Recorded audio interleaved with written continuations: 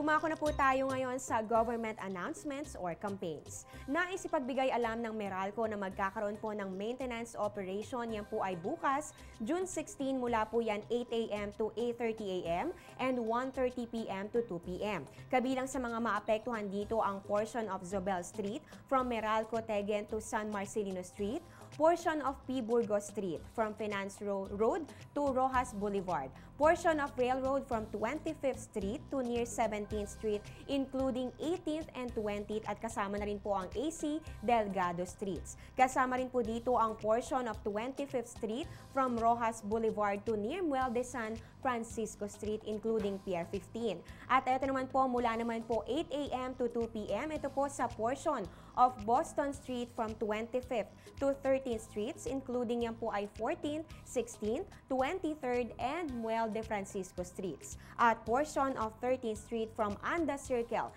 to near Muelle de Francisco Street, yan po ay including Atlanta and Chicago Streets. Para po sa iba pang mga detalye, bisitahin lang po ang website na www.meralco.com.ph. Samantala, eto naman po ang mga holidays this June 2013. Sa darating po na June 17 ay Special Non-Working Day. Yan po ay sa Molave, Zamboanga del Sur bilang selebrasyon ng 65th Foundation Day. At sa darating naman na June 20, Special Non-Working Day din po dahil po sa 66th Foundation Day naman ng Lipa City, Batangas. At sa June 21 naman po, Special Non-Working Day rin po para sa kanilang Foundation Day. Yan po ay sa Laurel, Batangas. Para sa mga updates, puntahan lang po ang www.gov.ph. Samantala, ito naman magkakaroon naman po ng ICT Employment and Job Skills Fair for persons with disability sa darating na June 19, 2013 sa SM North EDSA, Quezon City. At panghuli na lamang po natin, ayon po sa DTI o Department of Industry, eto po, magkakaroon po ng Free Entrepreneurs HIP session, yan po sa June 11, 14, 18, 21, and 25. Gaganapin po ang mga ito sa BMS MED Training Room, yan ay 5th floor Trade and Industry, yan po ay Building 361, yan po ay sa Hill J. Puyat Avenue, Makati City. Yan po ay sa ganap na 1:30 ng hapon hanggang alas 4 ng hapon. Kung kayo po ay interesado sa mga detalye ukol dito, makipag-ugnayan lamang po sa mga numerong 897-1693 o sa 751-507. Yan po ay may 890 din 4968 at eto naman po pwedeng tawagan to 897-7596. Ngayon po, dumako naman tayo sa lagay ng temperatura sa selected Asian cities. Diyan po sa Taipei, Taiwan, may 27 to 31 degrees Celsius. At dito naman po sa Seoul, South Korea, meron pong 20 to 30 degrees Celsius. Diyan naman po sa Kuala Lumpur, Malaysia, may 26 to 34 degrees Celsius at ganoon din naman po sa Singapore. Dito naman po sa Hanoi, Vietnam, meron pong 24 to 34 degrees Celsius.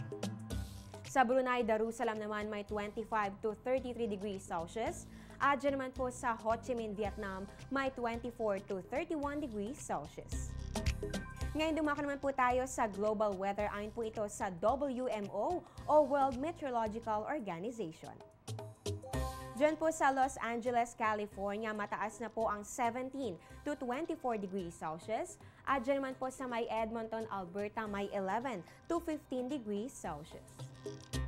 Sa Europe naman po tayo, dyan po sa Madrid, Spain, pinakamataas na po dyan, 19 to 34 degrees Celsius. At dito naman po sa London, sa United Kingdom, may 12 to 18 degrees Celsius. Sa Asia and Middle East naman po tayo, sa Kuwait City, Kuwait, may 30 to 42 degrees Celsius. At dyan naman po sa Manama, Bahrain, meron pong 29 to 36 degrees Celsius.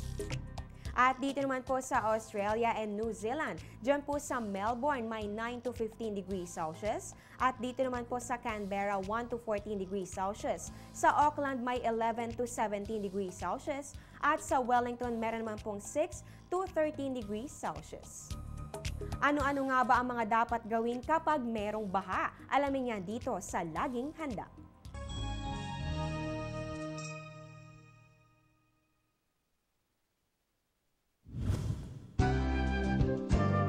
Handa ka ba kung sakaling magkabaha?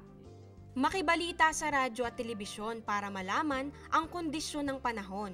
Siguraduhin laging may emergency kit na naglalaman ng mga gamot, tubig, pagkain at ekstrang damit.